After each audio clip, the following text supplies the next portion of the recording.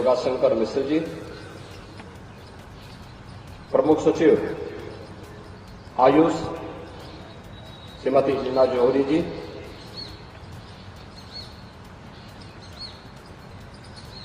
दसवें अंतर्राष्ट्रीय योग दिवस के राजभवन के आज के इस कार्यक्रम में उपस्थित सभी योग साधक और प्रशिक्षकगण, प्रदेश भर में अलग अलग स्थानों पर हो रहे योग दिवस के इस कार्यक्रम में उपस्थित सभी हमारे साधक और प्रशिक्षक और उपस्थित बहनों और भाइयों, मैं सबसे पहले आप सबको, पूरे प्रदेशवासियों को 10वें अंतर्राष्ट्रीय योग दिवस की हृदय से बधाई देता हूं और राज्यपाल महोदय का उन्हीं के इस प्रांगण में प्रदेश की जनता की ओर से, योग साधकों की ओर से हृदय से स्वागत करता हूं, उनका अभिनंदन करता हूं। ये हम सबका सौभाग्य है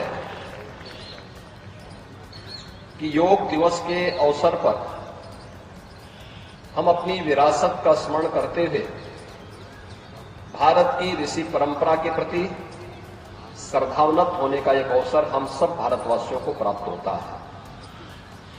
यह अवसर हमें दिया है देश के यशस्वी प्रधानमंत्री श्री नरेंद्र मोदी जी ने, जिनके प्रयास से, जिनके विजन का परिणाम है कि आज दुनिया के लगभग 250 देश अंतर्राष्ट्रीय योग दिवस के साथ जुड़ करके भारत की इस विरासत के साथ अपने आप को जोड़ करके भारत की संस्कृति को, भारत की परंपरा को गौरवान्वित करने का प्रयास करेंगे।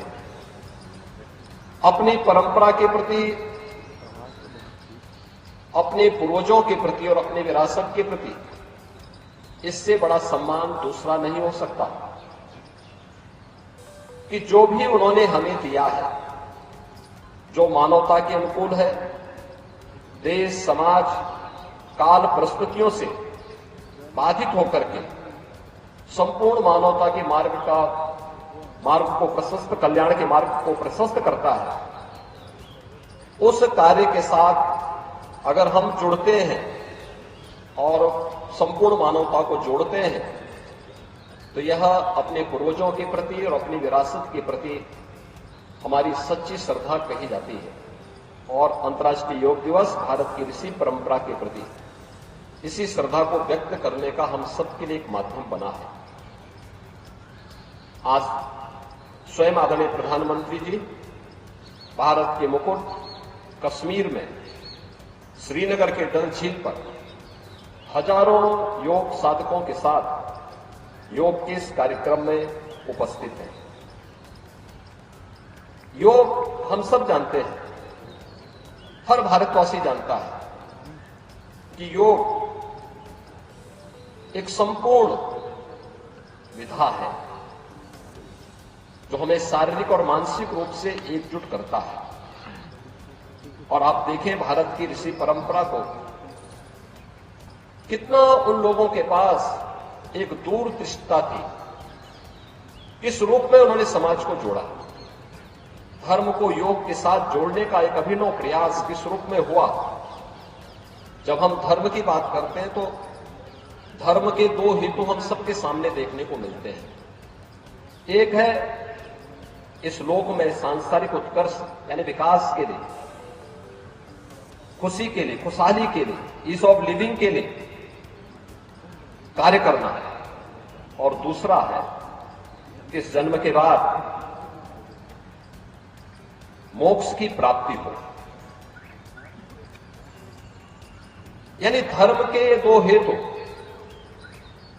भारत की ऋषि परंपरा ने हम सबको बताए और योग भी हम सबको उस परंपरा के साथ जोड़ने का कार्य करता है।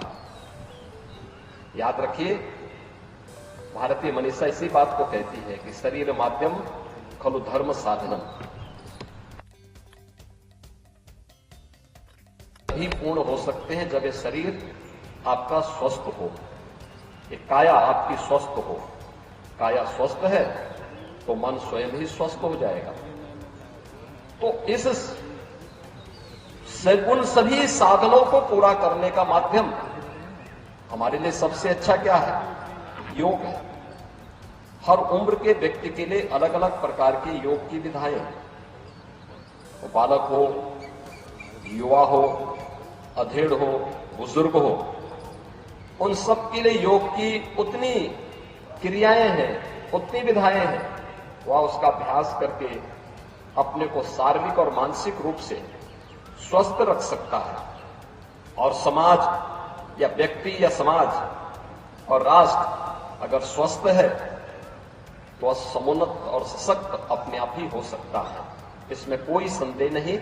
अंतर्राष्ट्रीय योग दिवस योग की जिस थीम के साथ आज पूरे देश और पूरी दुनिया के अंदर आयोजित हो रहा है, वह हमें योग सबके लिए, यानी इसमें कोई भेद नहीं है, इसमें जाति का भेद नहीं है, क्षेत्र का नहीं है, भाषा का नहीं है, देश का नहीं है, काल का भेद नहीं है।